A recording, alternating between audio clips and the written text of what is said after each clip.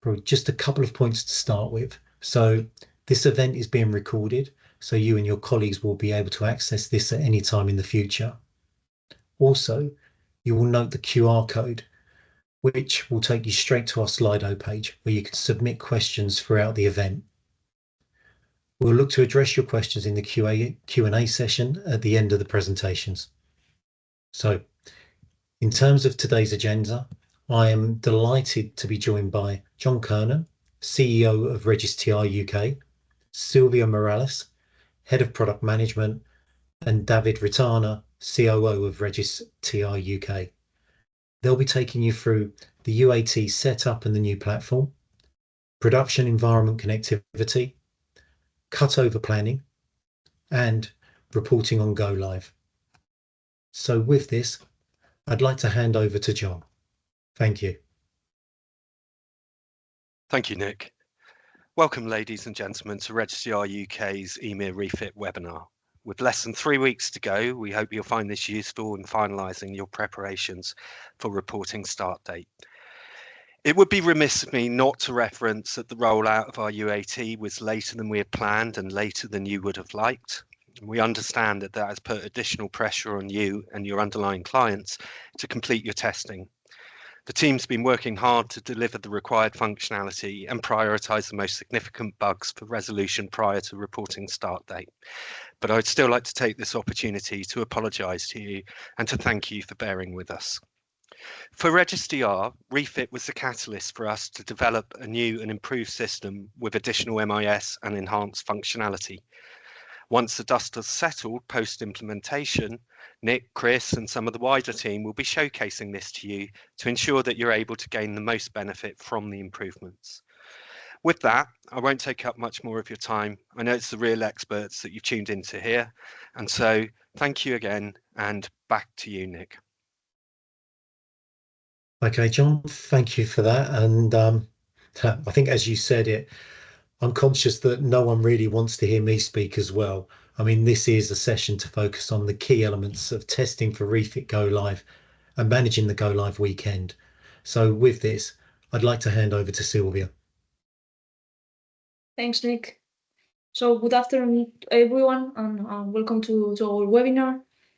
In this section, as mentioned by Nick and by John, what we wanted to give you was an overview of the status of our UAT environments, which are our next steps in terms of deliverables as well, so that you have the full view of what's going to happen from now until the Go Live date. So, as also mentioned by John, we launched the UAT environment 3 weeks ago, and there are already some features that are available for testing, and some other which will come in the short term.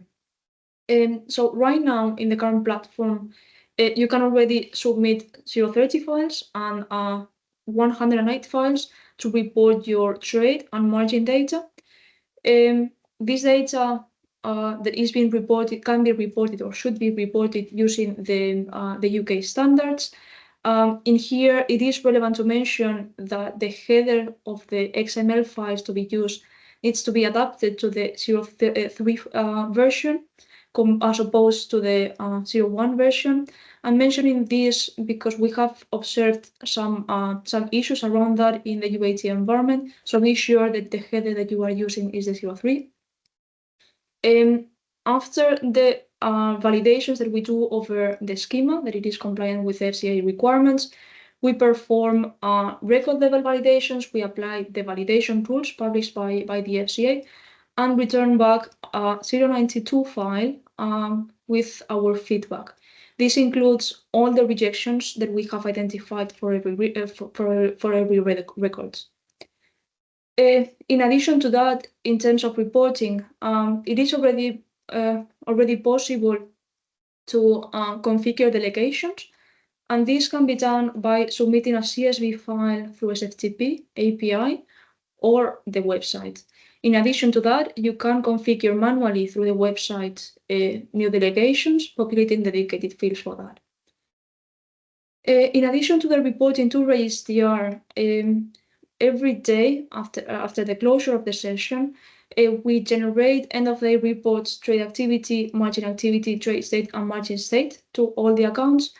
And we do so, and we generate them to the connectivity channels decided by every of you, meaning that they can be generated to SFTP, API, and website, or several of these channels. The activity that has been reported to us can be searched in the portal, and this can be searched using the trade activity searches that include the accepted records, the rejection searches that include all records that have been rejected, that were submitted but were rejected, also indicating the reasons of those rejections and the error codes. In case of multiple rejections, we show all of them. And the latest state of the outstanding derivatives, and that can be done in the trade state searches. In addition to that, in the portal, we have a dedicated section for documentation, and in here there are quite relevant documents associated to the handbook, which explains how the system works and will be working also in production. There are documents associated to the cutover plan, which we will explain afterwards during this webinar, but the document includes key details in terms of timeline, in terms of what is it that we are going to migrate to the REFIT platform. So we encourage you to have a look at this document. And we have also uploaded there key documentation such as the debugging logs, examples of 030 and 108 files, templates for the CSV to XML converter, because that's another tool that you will have in the portal, that you have right now in the portal, which allows you to submit a CSV file using one of our templates, and then that CSV file is converted to XML, and that resulting XML can be used afterwards to report through the website or any of the other channels. So this is the functionality that we have right now in UAT, but what's next? What is it to come? So during the course of this week, we plan to generate other end-of-day reports, such as the rejections and the warning reports. We plan to enable the permission validations. These are the validations that verify that the submitting entity is allowed to report on behalf of the counterparty one or the entity responsible for the report. On this item, of course, once we enable these validations, we will be rejecting every report that it is submitted on behalf of someone else without the proper authorization. In this case, it is therefore necessary for you to configure first the delegations before submitting the delegated reports. This week as well, we will incorporate changes associated to the reconciliation so that you can see the result of the internal reconciliation once you report both legs of the same contract, or any other entity reporting to registrar has reported the other leg of a contract that you also reported. This week as well, we will incorporate a set of fixes, and the exact changes that we will be introducing there will be listed in the debugging log that it is published in the portal. This is for next week. For this week, let's go to next week. Listening to many of your suggestions with regards to the migration of data from the legacy platform to our UK REFIT platform, so that you can test the action types revive, for example, or the upgrades of derivatives that are not yet outstanding. That are not yet in the REFIT quality standards. What we are planning to do is to migrate the latest state of derivatives that are in the UAT legacy platform to the UAT of REFIT. More particularly, what we are planning to migrate is everything that was the latest state of derivatives that were reported for the first time, starting 1st of July this year until tomorrow. We will take those derivatives, those latest state of derivatives, and we will migrate them to the REFIT platform. Over those derivatives, you will be able to submit valuations, collaterals, modify them, or revive them as you wish. This migrated data will be available during the course of next week, even if the process will start end of this week. So if you see in your accounts some of the migrated data already on Friday, that's normal, don't worry. It will conclude next week, but it may start during the course of this week. Also next week, we will start the inter-tier reconciliation, the process by which we exchange files, requested list and TVs with other tiers.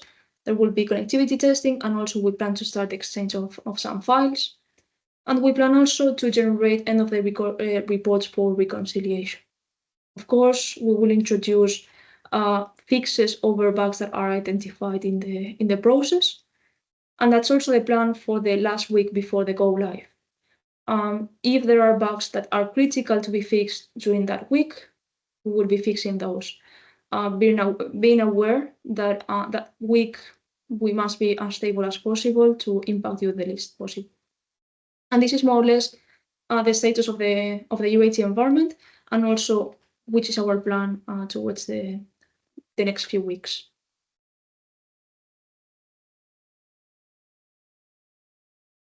So maybe David, if you want to continue. Sure. For the production connectivity. Thank you. Thank you, Silvia. Many thanks also to all the participants that are attending this webinar. I hope you find it useful. After knowing the UAT environment status, we want to give you in this second agenda point, we want to refer to these steps to establish connection with our new production environment. Okay, let me move to the next slide.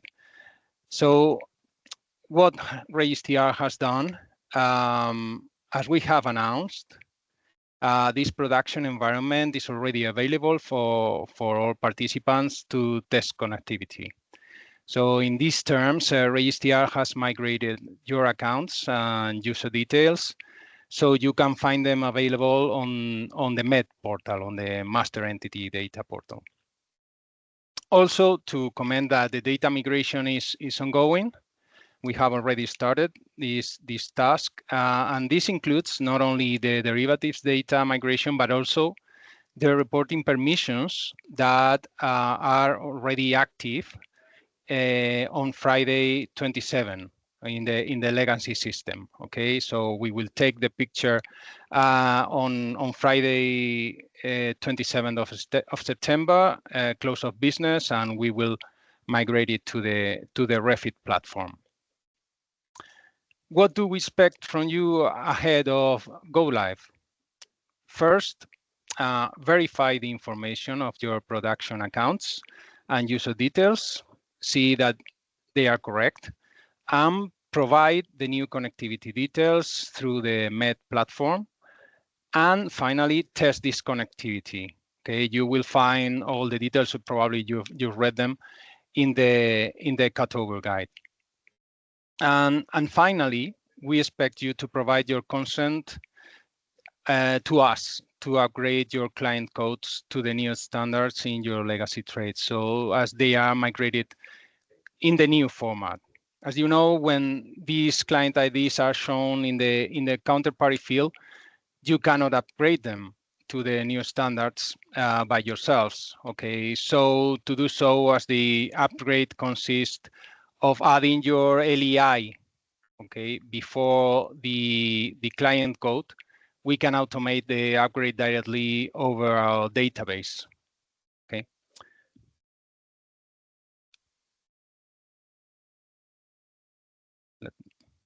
Okay. So now let's move specifically to the details to the steps to set up connectivity via the different means. So for SFTP, after verifying your account and user details in MED, you must submit your new public keys and the range of IPs you will be using. We will receive them, and on our side, we will immediately set them up, and that process usually takes us like 1 day. So the day after, usually you will see in MED the account is active, and you will be able to check your connection.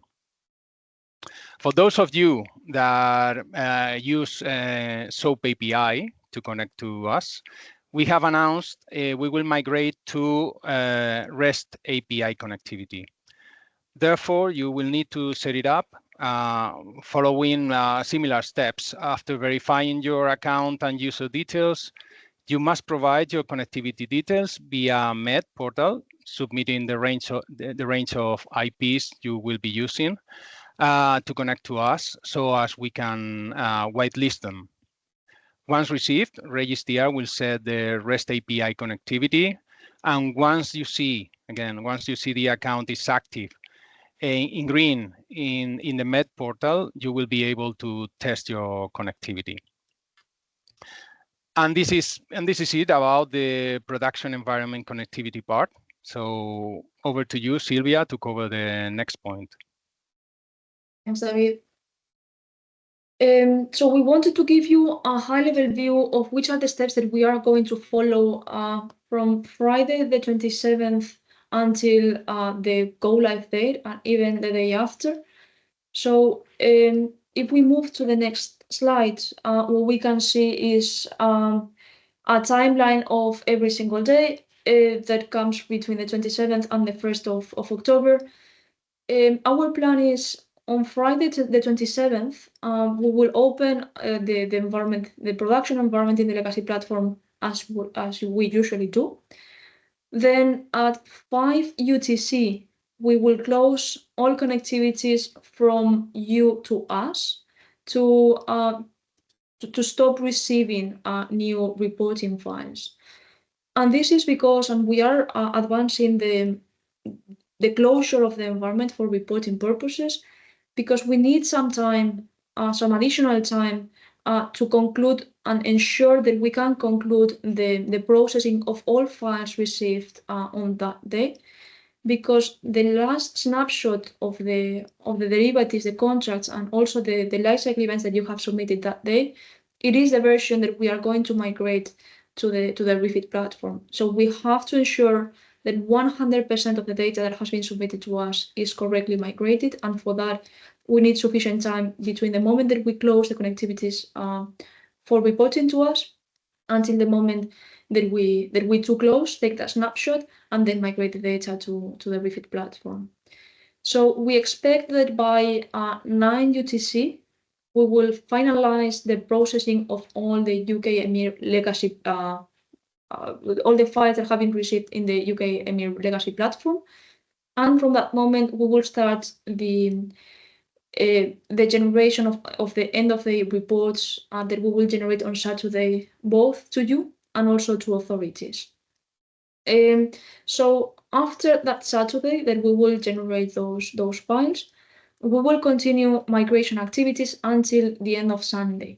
That Sunday, we are going to be migrating to the REFIT platform that last snapshot of the derivatives and also lifecycle events.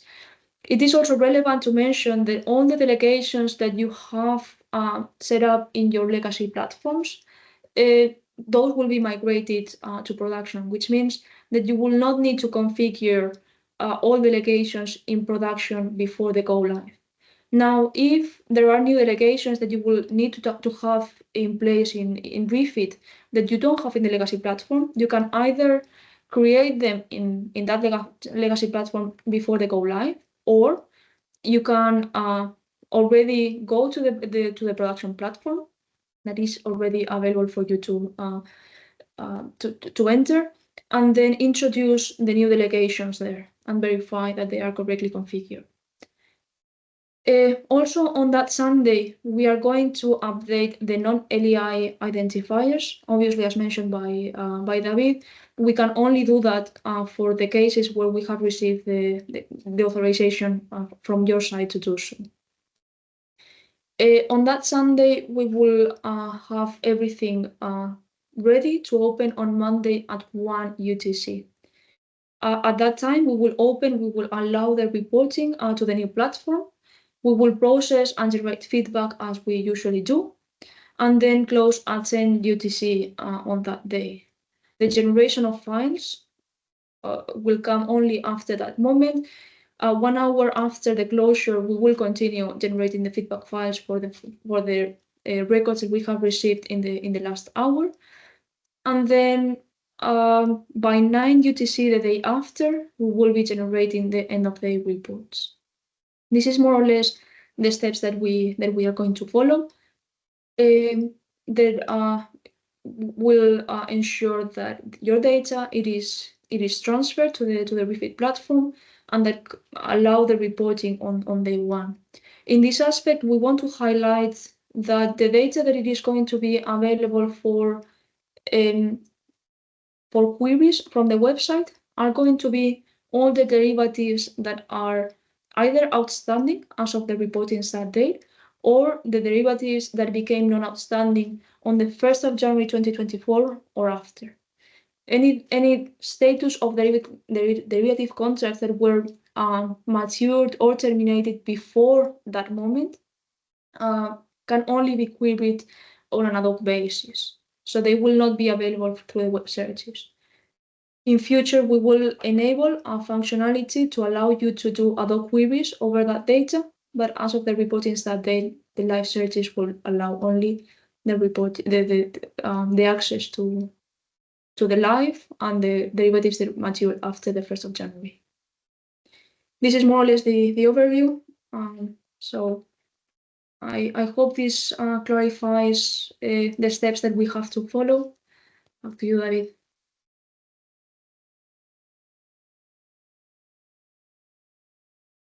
Okay, thank you, Sylvia. Let's move to reporting on Go Live part.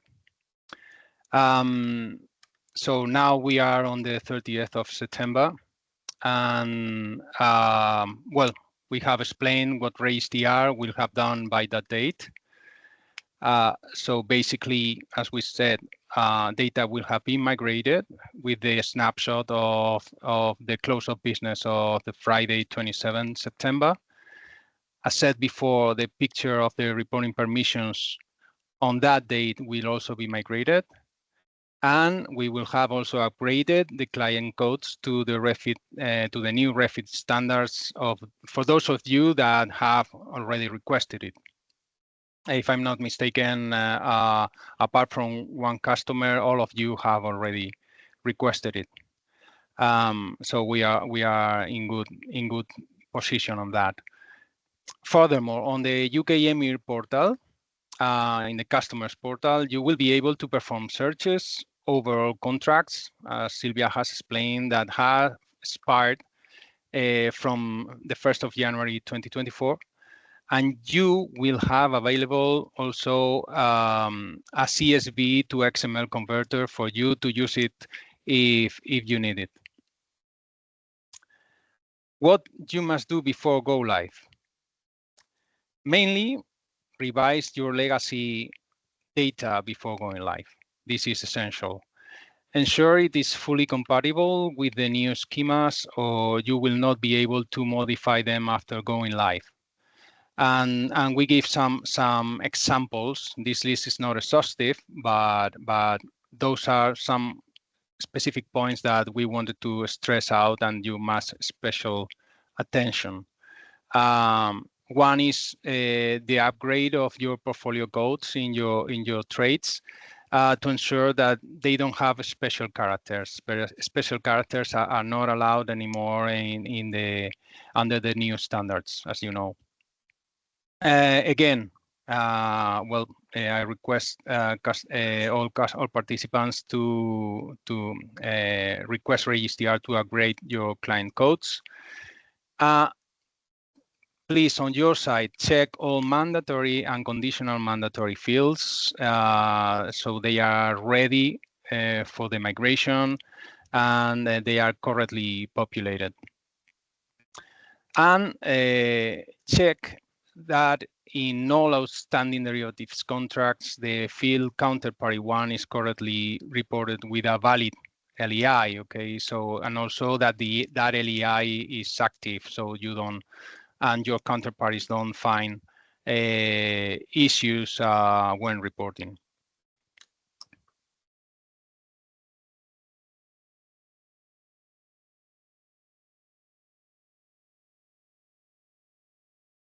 Okay, and now let's move to what you can do or must do after go live.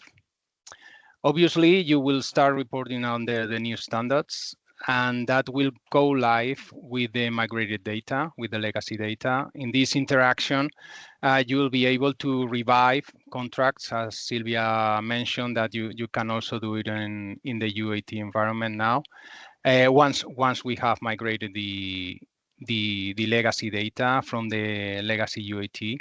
So once you enter in production, you will be able to revive contracts that are non-outstanding or errored before the reported start date. Also, you will be able to submit valuations and margin updates over contracts reported before go live and non-upgraded to the new standard.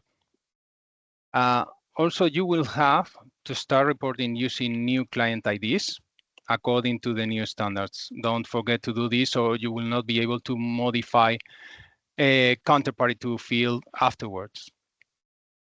Also, you can access to the latest state of outstanding derivatives and non-outstanding since the 1st of January 2024. That you can access them via the web portal. And later on, we will enable in the same portal ad hoc queries. So you will be able to retrieve the latest state of non-outstanding derivatives before that date, before the 1st of January 2024.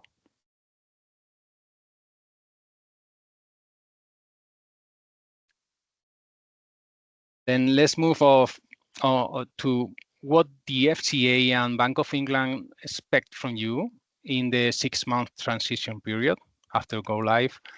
They expect you to upgrade outstanding contracts and positions to the new standards. So to do so, you must use the action type modify and event type update. About the reconciliation process, the TRs will include all outstanding derivatives reports in the reconciliation process. But once a report is updated by any of the counterparties to comply with the new requirements, the previous reconciliation status will not be valid anymore. So we will delete the previous reconciliation status and a new reconciliation will take place. The FCA is aware this approach will result in reconciliation breaks during the 6-month transition period. That is going to impact definitely, particularly where in the scenario where one counterparty has updated a report, but the other counterparty has not updated it yet. So, and also during this period, it is important to highlight that the TSR that you receive at the end of the session and also the regulators, the FCA and Bank of England, will have a relaxed XML schema showing upgraded and not upgraded contracts in the TSR. So at this moment, regulators during those 6 months, regulators and participants can see all the contracts that are still not updated to the new standards. So finally, what will happen after this 6-month transition period? So after these 6 months, the TSR will only show outstanding contracts because the new REFIT schema will be strict. So therefore, regulators will lose sight of the non-updated contracts. In this regard, the FCA has made clear they will follow up the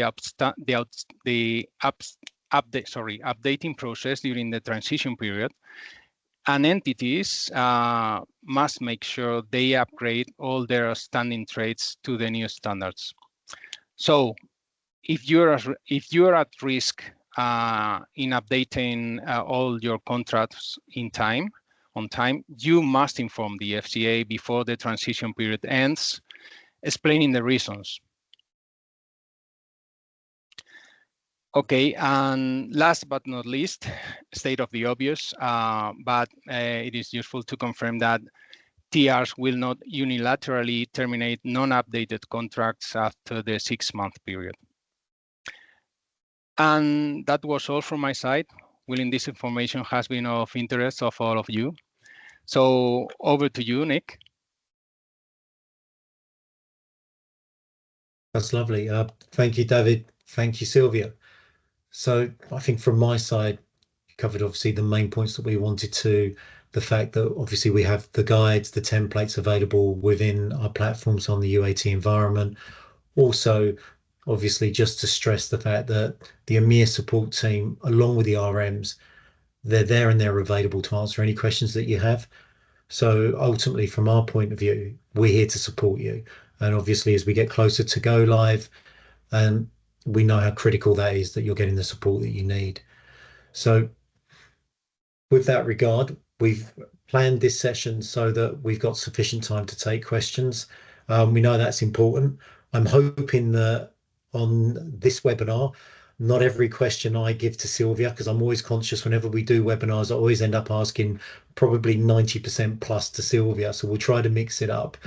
So with that, quick reminder that you can submit any questions through Slido using the link that's shown, and move on to the first question. So actually the first question I have here is, how often are we engaging with the FCA and Bank of England to provide updates with respect to our refit program?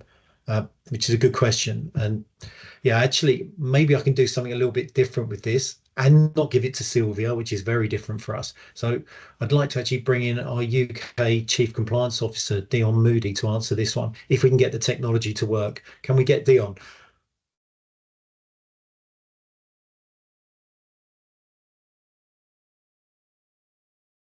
Oh, I think it worked. Here we go. We got it working. That's brilliant, Dion. Yes, brilliant. Good afternoon, everyone.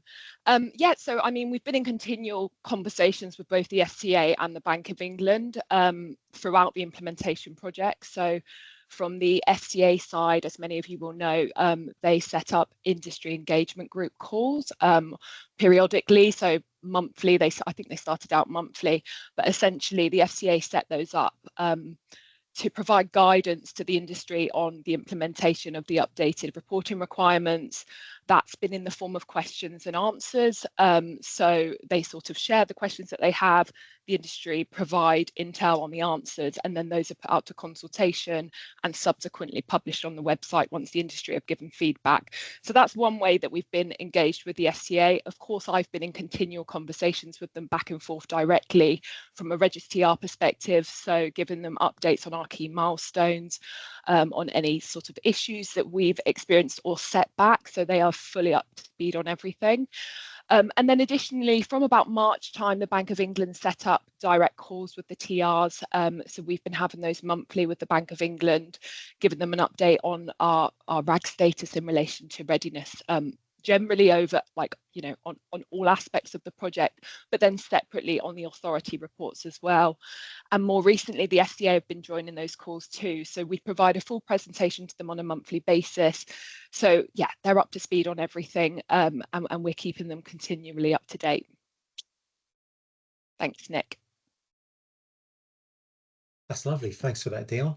I'm glad the technology worked. Okay, so going through the list of questions, and I know exactly what's going to happen now. Having said I'm going to try and not ask Sylvia every question, I'm going to obviously move to one for Sylvia now. So the first question I've got up here as well in order is, when will CSV versions of the end of day reports be available to clients? So Sylvia, one for you, I'm afraid. Yes, so and actually it's not an easy answer. So this is not something that we will have by the reporting start date.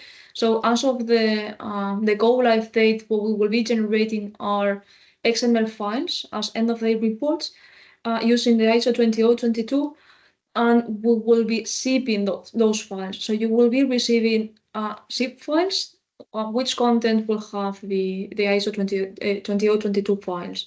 Now, this doesn't mean that we don't have in our backlog the feature of generating these files into CSV. This is something that most probably will come in 2025. So it is going to have to be some months until we deliver this functionality. In the moment, it's only XML. Okay, no, thank you for that, Sylvia. Moving on to the next question.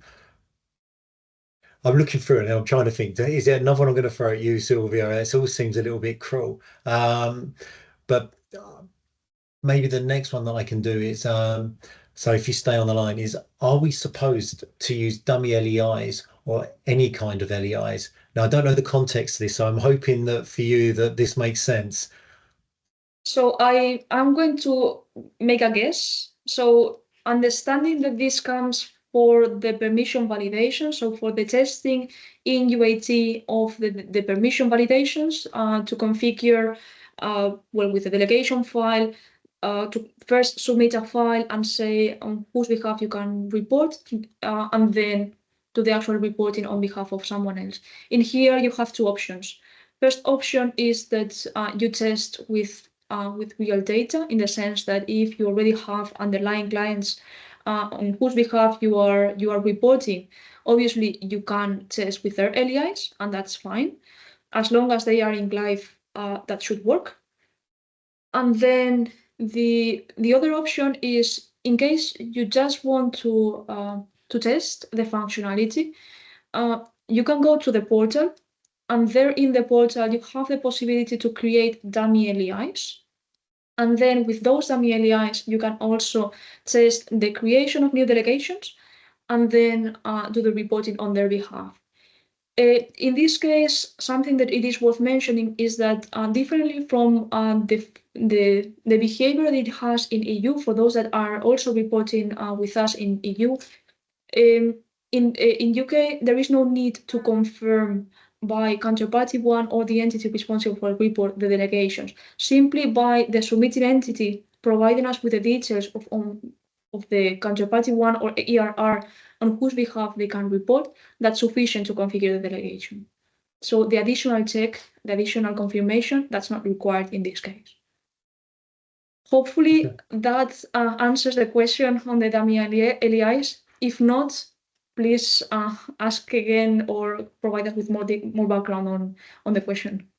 Yeah, absolutely. And I think with everyone as we go through these, I think if we're missing some of the nuance, if it doesn't quite answer the question, as we mentioned, please resubmit or drop us a line to the support team.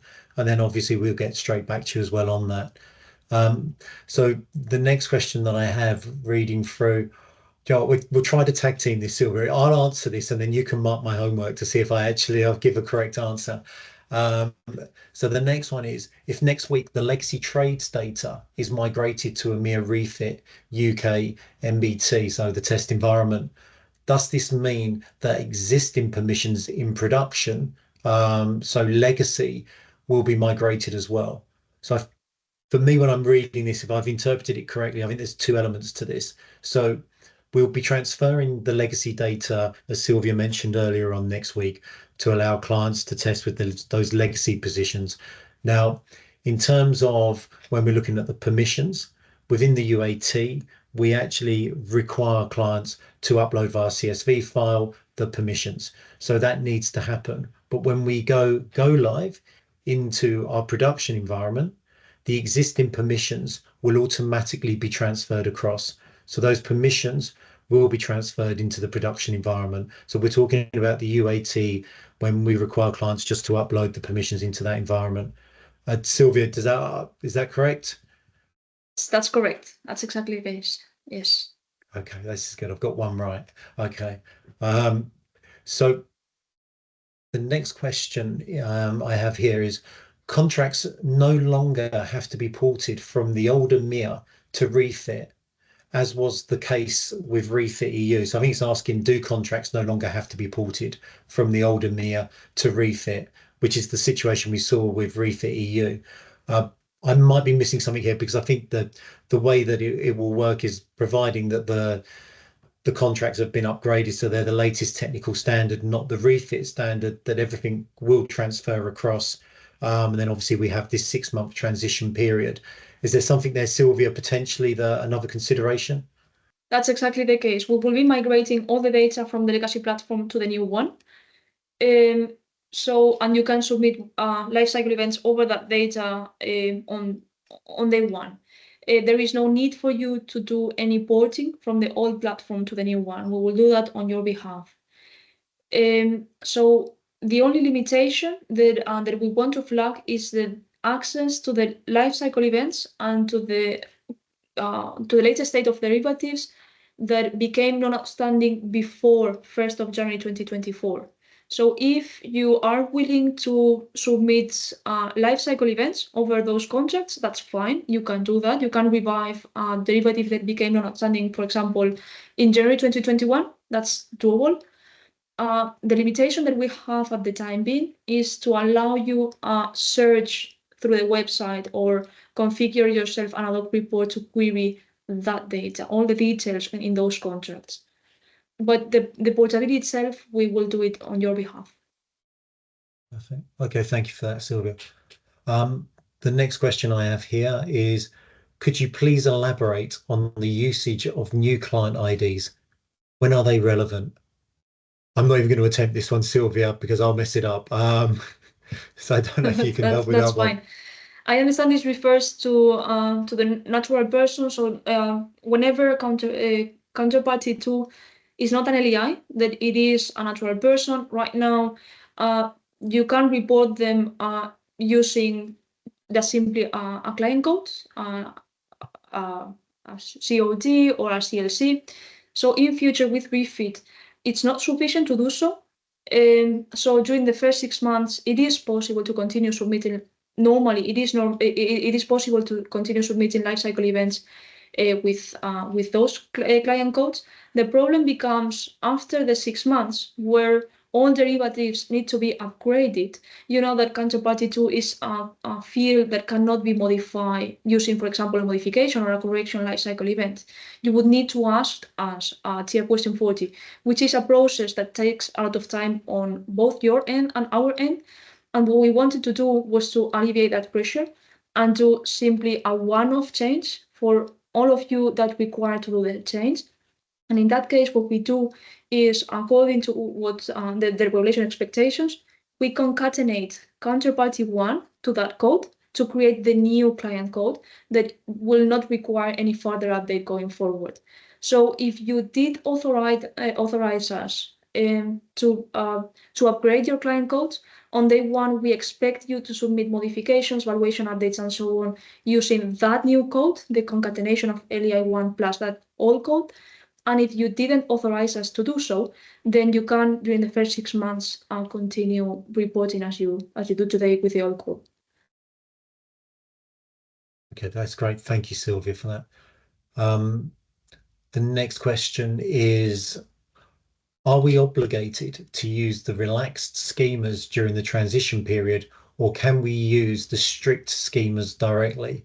I think my comment on that maybe first of all is, and there may be some confusion when we were talking about the relaxed schemas and, you know, obviously moving to the strict schemas, is that when we're talking about reporting, the schemas are set and the expectations are very, very clear around how that can be reported. So the expectation is that clients will be reporting using the new schemas, and obviously we'll have to validate accordingly. Where the relaxed schemas come into place is, again, for us, it's the outbound messaging. So the schemas will actually cater for the legacy data that's in the non-refit standard. So that can be reported in that 6-month period before the transition period ends, when all data must be upgraded to the new refit standard. I believe that's correct. Sylvia, you don't have to say too much if that's sufficiently covers it. Yeah, it is. Perfect. Okay, the next one for us is, are Regis able to delay the cutoff time on Friday the 27th? 5 o'clock UTC is much earlier than BAU, which we do acknowledge, and that must be challenging, or might be challenging for some firms.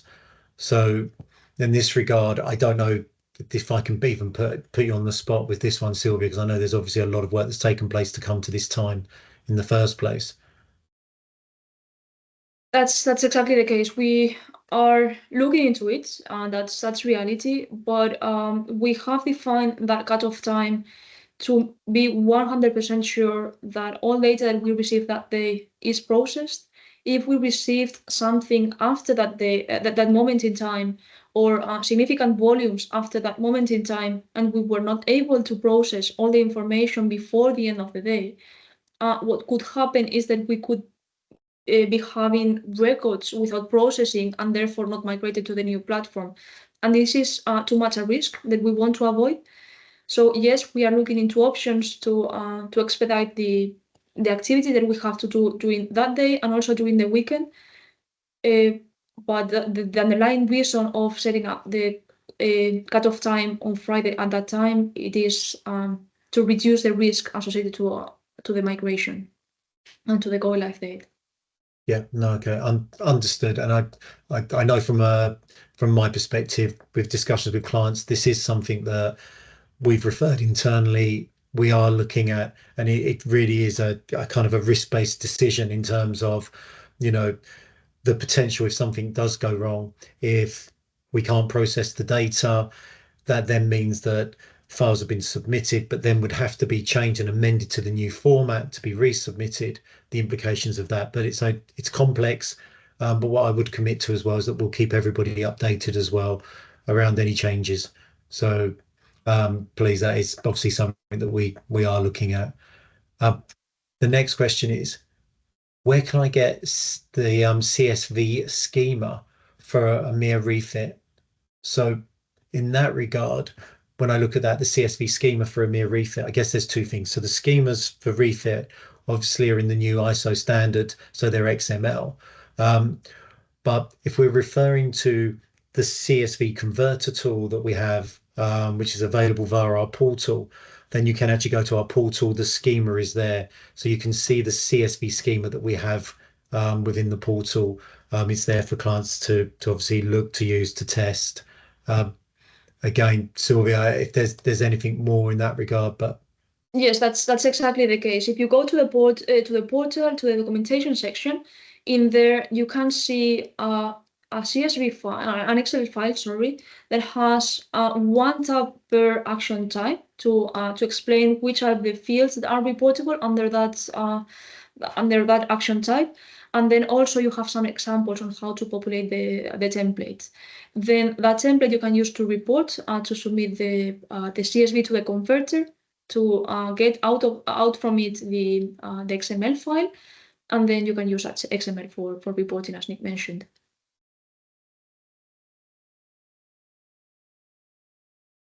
oh, okay. Next question up. So I want to go it's because I haven't had a chance to read it myself beforehand.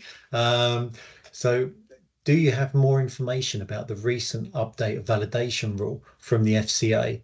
What change will be done on the TR side and the impact to the RSC? So I believe I don't know if there's a more recent one. The last update I recall was the one that happened just before the summer holiday period, which was, I know, created a kind of the challenge in terms of, do you make the environment available before that, but then run the risk that there's going to be substantial changes, or do you wait until you've seen that so you can incorporate those changes before we kind of open up that environment? And so I don't know if that's the most recent. It is, and from our understanding, there are no more changes expected until the go live date. Of course, there will be a moment that these validation rules will evolve, and we on the TR side and you on your side will have to apply changes, but that's not the expectation at the time being.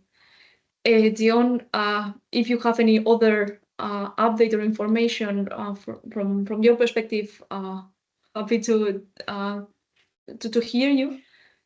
Yeah, so no, that's accurate, Sylvia. The last conversation we had with the FCA was that the Q&As that they published last week is the last of the information we should receive from them until post go live. So that's my understanding too. No further update to validation rules. Okay, that's perfect. And I think the plus as well was when we did see the changes in the end, that they weren't overly extensive as well, which I think was a relief to everyone in the market. So, okay, moving on to the next question we have, which is, after submission of the XML file successfully, do we need to do anything? Do we need to check the end of day report? So I guess this is more about the kind of the flow in terms of the cycle. So it's been successful.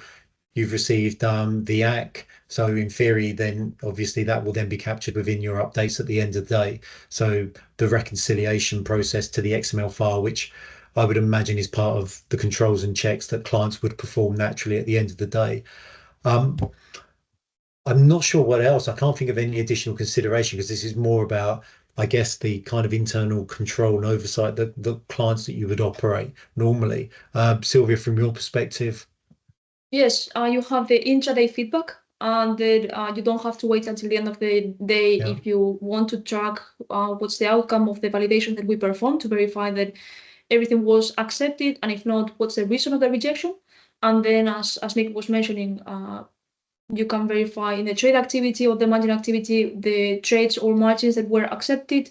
In the rejection file, the records that were rejected, latest state of the outstanding derivatives in the TSR and the MSR, and so on. So it's more, as Nick was mentioning, a matter of the validations or the controls that you want to implement in your end towards during the day or after the end of the session.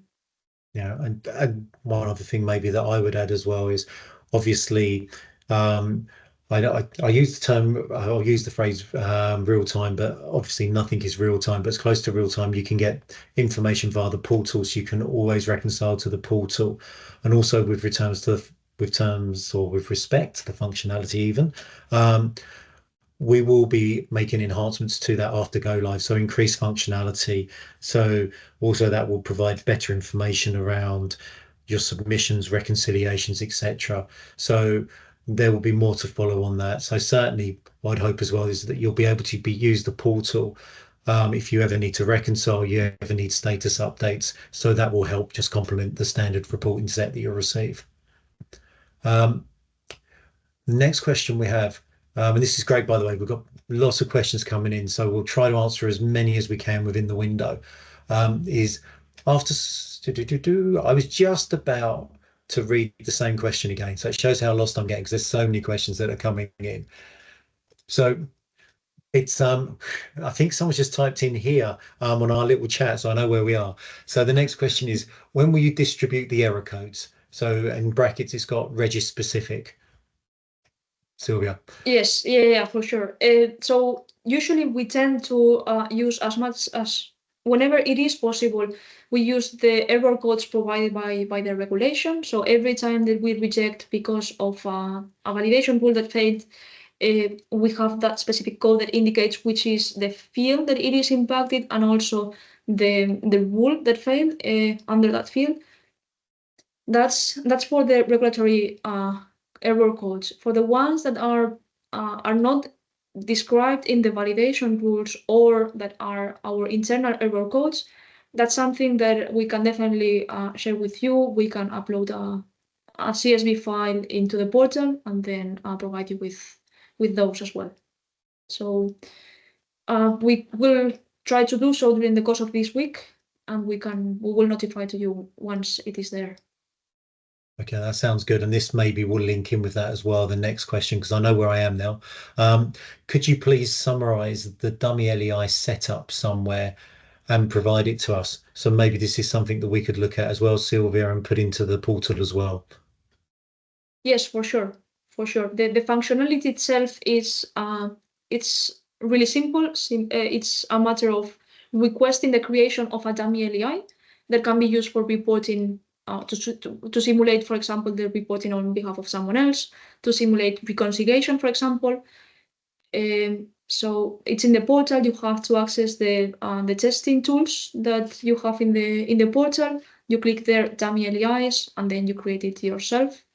You can configure the name of that dummy LEI. You can configure the country associated to that LEI to be able to test different scenarios for reconciliation, for example.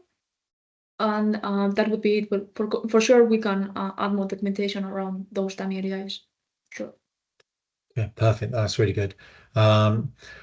some quick ones. We'll try and get through some quickly just before the end of the session. So is there any guide for which fields must be updated for outstanding trades? Here, I would recommend to go to the validation rules and check which are the fields that are mandatory or conditionally mandatory for modifications and corrections.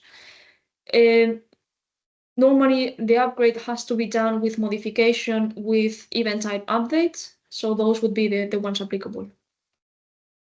Okay, perfect. So we're going to try and fly through a few now. If the contract is ending within 6 months, do we need to upgrade to the EMIR refit format? No, no. Then I was going to say the same. Sorry, I jumped. No, perfect. So the next one is Regis going to migrate all positions that were active at any point this year, even if they were closed before September the 27th? Yes, yes. So anything that it is outstanding as of the go live date or that became non-outstanding on the 1st of January 2024 or after that day. Perfect. So that means effectively that when you go into the new platform for the new system that we have, it will actually have all of the legacy data going back to the beginning of the year. Perfect.